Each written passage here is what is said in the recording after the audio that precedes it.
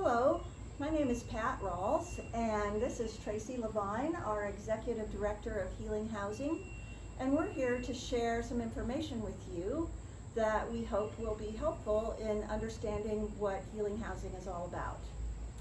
I was lucky enough to be on the team that worked on this 5 years ago, before it was even a reality. And way back then, it was important to us to have a component of educating folks about addiction, and so this is one attempt at doing that. We also have a website, healinghousing.org, where you can get some information. But I quickly learned that even though I didn't know much about addiction in the beginning, I learned how prevalent it was and how surprised I was that nearly everyone that I knew was touched by it in some way through a family member or a coworker or even themselves. So it is a scary thing and it's a destructive thing, but there are solutions, and it is a beautiful thing to be a part of the solutions. So Tracey, how about if you tell us a little about our two homes that we have? I would love to, and I did want to touch on one thing, Pat, that you mentioned that is, for all the years that I've worked in recovery and been myself in recovery, the thing that always surprises me most is the word that you said, and that is fear. And there's so much fear around addiction, there's so much fear around families facing addiction, and there is so much fear for a woman who comes to healing housing. And our homes, between the two of them, house 12 women, and we have 3 full-time staff members. And I feel like one of the most important things that we can convey in our ministry is unconditional love, and that we can help process that fear. And that is done from the moment a woman comes to our door. I think that that's one of the things we do best, is we instill that from the get-go. And that is so important to all that we do. The programming that we provide at Healing Housing has really been something that Pat's watched evolve over the years, and we've really learned as we've gone. What we've identified as the needs that the women come to us have we've learned by listening and really being active in taking part in the women's recovery. So one of the first things we did starting last year was paid attention to a woman coming straight to us from rehab. We knew only had 30 days, if lucky, in a rehab facility. So when they came to us, the idea of getting them to work was not reasonable, putting them into an employment situation. So we partnered with Educare, a local nonprofit that provides intensive outpatient therapy. And we're able to provide a woman with extended resources to recovery for 4 to 6 weeks with Educare. And during that time, as Pat knows, we feed them, we clothe them, we sit with them, we listen, we get them access to any health care that they might need. We had a woman today who came in that needs dental care, and we're getting her set up with Chrysalis Dental Care, another wonderful nonprofit in our community. So that was a big component to our program that we've improved upon.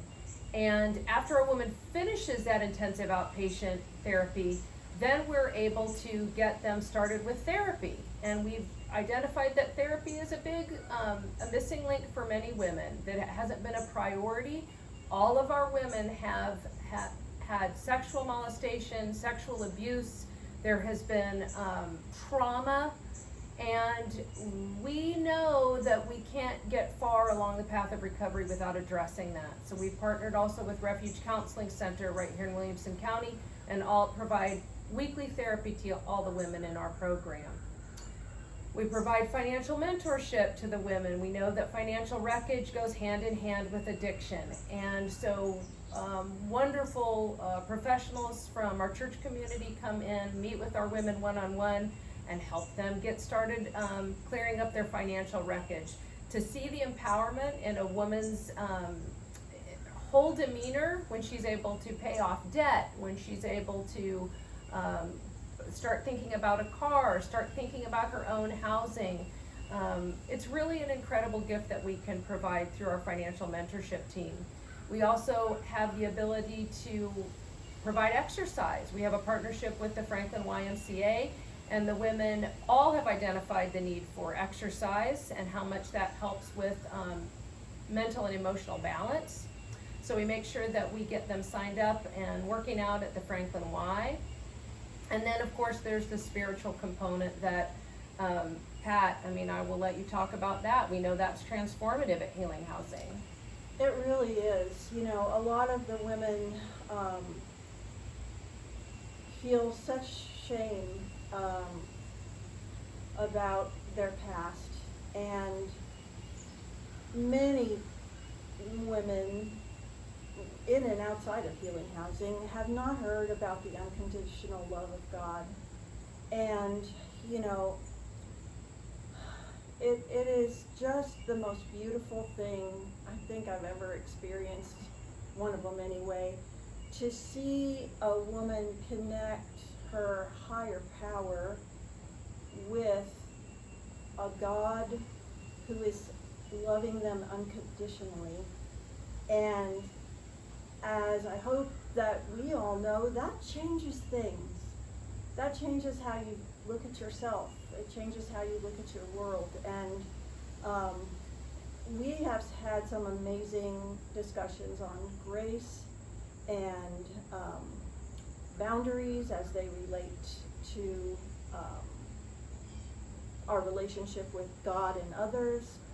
We have all different studies, but what we always do is recognize that folks come at faith from very widely differing backgrounds, many of which have been fear-based and damning. And so we have, in some cases, a lot of work to do to reverse that.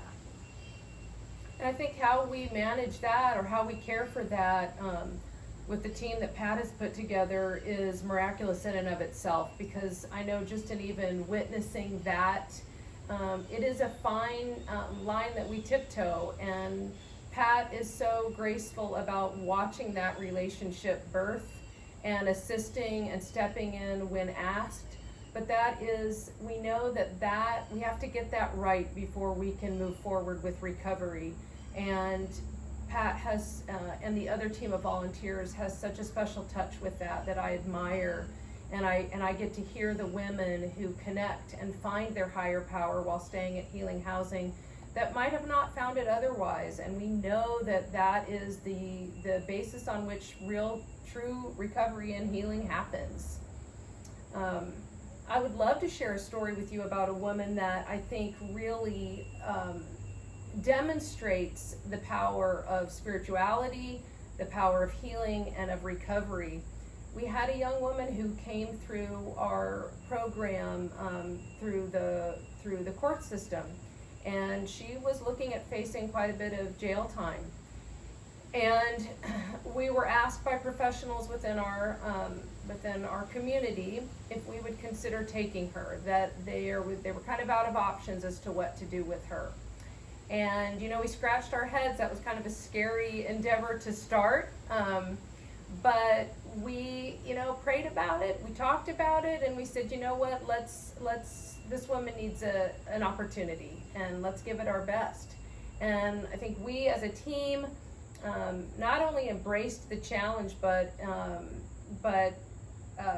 loved doing so. And this young woman came to us very afraid of failing. Really, I think all she knew was failure up to that point, and the fear of being kicked out. And we embraced her with no judgment. We didn't need to know about her past. We just needed to start with the here and now. And we did just that. And I can tell you that over her 6-month stay with us, she not only excelled in every area, she was able to be reunited with her son, which was as you can imagine, a very painful and shameful part of her past, not having the ability to be with her son. She was able to get it right through the court system. She was able to pay off debt. And she was able to graduate our program with a savings account that enabled her to get into an apartment and be reunited with her son.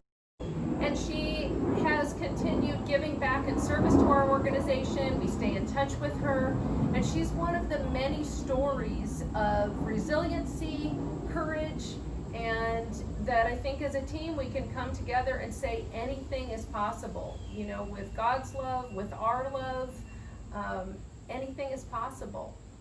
And I hate to think what would have happened with her if we wouldn't have taken her. So I think that's one of the many beautiful stories that I know, Pat, you and I both talk about and share as a big healing housing win. Yes. And I will say how much I have learned from working with Tracey and Bev and Lauren, because I found myself being probably the most reluctant, and you'd think I would learn my lesson, but there's a lot of learning that goes on, and I am just really grateful to be involved and to know that God is working in mighty ways through healing housing. We have a website, as I mentioned before, healinghousing.org, that's got more information, and we'd love for you to check it out. Please do. Thank you.